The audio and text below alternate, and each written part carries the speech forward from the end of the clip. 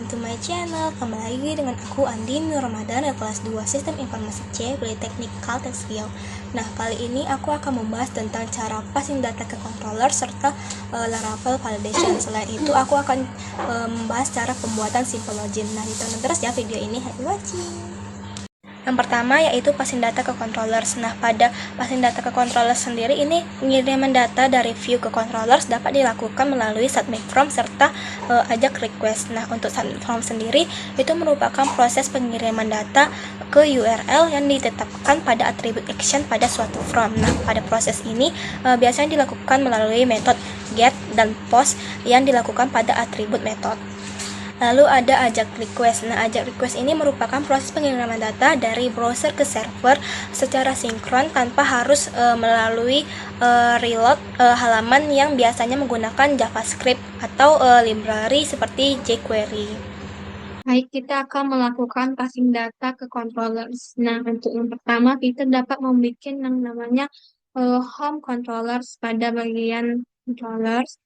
Nah, lalu kita akan membuat yang namanya function sync-up berserta root yang dapat diaksesnya, yaitu menggunakan root method post. Lalu kita buka pada bagian home. Nah, di sini terdapat yang namanya from action sync-up. Ini berguna untuk menghubungkan home data pada home tadi, kita akan mengarahkannya pada view sync-up yang dimana harus menggunakan add CSRV ini. Selanjutnya kita akan melakukan passing data. Kita kembali kepada home controllers tadi. Nah, untuk passing datanya sendiri, sini sudah dapat data-datanya. Nah, untuk itu, jika data sudah diterima, maka sudah berhasil melakukan passing ke view yang bernama sync-up status ini. Nah, untuk menjalankannya, kita menggunakan root, get, dan post. Langsung saja kita akan mengakses untuk function index-nya menggunakan URL home. Nah, kita dapat membuka Laravel kita, lalu kita bikin home. Nah, ini merupakan tampilan pada view home-nya. Nah, untuk melakukan passing data yang tadi yang telah kita lakukan pada bagian from action, itu berguna untuk mengisi pada bagian ini. Jika ini terisi, maka data akan kembali pada view sync-up. Lalu kita isi, coba isi.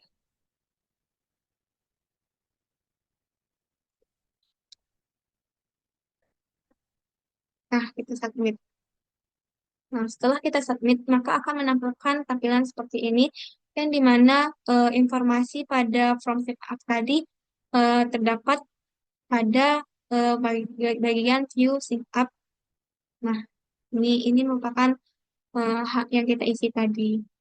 Nah, untuk pewarnaan ini sendiri itu terdapat pada view sync-up-nya. Kita buka view sync-up. Nah, ini merupakan warna-warna pada sync-up tadi. Warning ini akan menampilkan warna kuning. Ini. Lalu untuk suggest akan menampilkan warna hijau, like untuk warna putih. Nah, ini merupakan bagian dari tampilan view yang ini. Yang kedua ada Laravel Validation. Nah, Laravel Validation ini merupakan suatu mekanisme untuk memberikan aturan terhadap data yang masuk ke controller secara otomatis. Ini nih seperti sama dengan misalnya kita salah menginputkan data. Nah, maka itu akan menampilkan pesan error pada server tersebut. Nah, itu biasa disebut dengan replicating from, yang dimana jika error validasi telah tampil, maka umumnya isian from akan kembali kosong. Kita akan melakukan Laravel Validation. Nah, di sini Laravel Validation ini untuk menampilkan pesan error saat salah input data karena tidak sesuai dengan yang diinginkan. Nah, di sini terdapat yang namanya request valid, lalu name, email, password. Nah, kita harus mengisi eh, untuk passwordnya sesuai yang ada di sini. Itu wajib diisi, harus berupa string, minimal 8 karakter, harus mengandung setidaknya satu huruf kecil, satu huruf besar, serta angka. Untuk tampilan error pada halaman view, itu kita dapat membuka pada view home kita.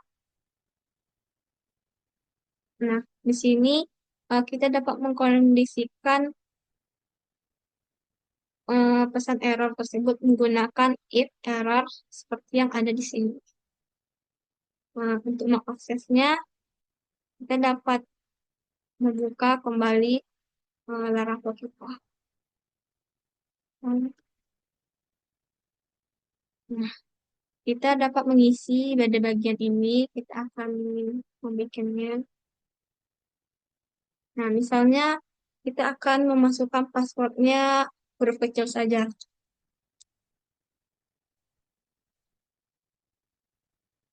Kita submit. Nah, maka akan menampilkan pesanan seperti ini, the password type format is invalid karena tidak sesuai dengan yang diminta tadi. Nah, lalu kita coba kembali. Tadi perintahnya kita menggunakan huruf besar, huruf kecil, serta angka. Dan harus 8 minimal. Lalu kita submit. Nah, ketika berhasil, maka eh, akan kembali kepada view sign-up-nya. Ini. Baik, selanjutnya kita akan membuat pembuatan simple login. Nah, dengan itu kita dapat membuat yang namanya class controllers-nya out controllers. Nah, di dalam out controllers ini terdapat dua function, yaitu function index dan function login. Nah, function index ini berguna untuk menampilkan view login from. Kita akan pada bagian view kita dapat membuat login formnya ini. Nah, selanjutnya yaitu kalau untuk public function login ini berguna untuk menerima dan memproses form yang dikirim ketika pengguna melakukan login. Nah, ini merupakan validation yang dimana passwordnya minimal 3 karakter dan harus huruf kapital. Nah, untuk username dapat menggunakan NIM kita dan eh, untuk passwordnya dapat menggunakan NIM kita juga. Lalu untuk kembali ke halaman loginnya akan membawa informasi status. Nah, jika tidak sesuai, maka akan menampilkan pesan error pada halaman loginnya. Lalu di halaman loginnya akan menampilkan art sesuai dengan informasi yang dikirim sebelumnya. Untuk melakukan validation tersebut, maka pada bagian view login form ini, kita dapat membuat kondisi yang dimana jika dia sukses, maka akan menampilkan informasi login berhasil. Sedangkan jika terjadi error, maka loginnya gagal.